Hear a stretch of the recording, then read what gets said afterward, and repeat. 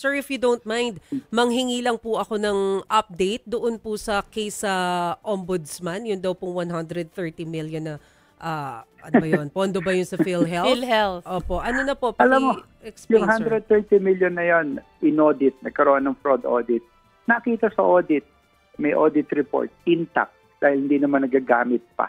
So, kung hindi nagagamit yung isang pondo, wala yung element of malversation. Hindi mo ginamit. Pangalawa, may legal cover yun basis.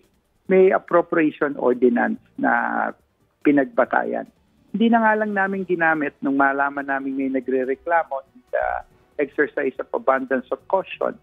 Kaya ako, very confident ako that eventually, hopefully, katulad itong nangyari sa COMELEC, madidesisyon na ng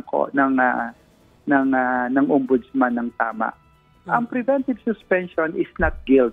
Hindi ito patunay na may kasalanan yung nasuspinde.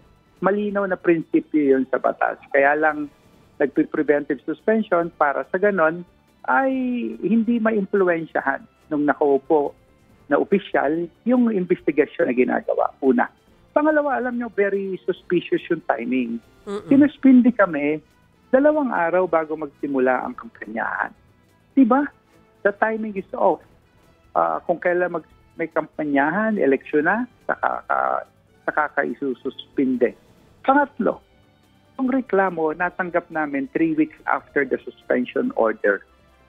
So, tapos yung kaso na pinail nila, 3, 4, ang docket number magkakasunod. So, parang nakaplano lahat. So, ito naman makikita on records So, I'm really hopeful, umaasa ako na magiging parehas ang investigasyon. Tulad ng paniniwala ko sa COMELEC sa proseso na meron tayo.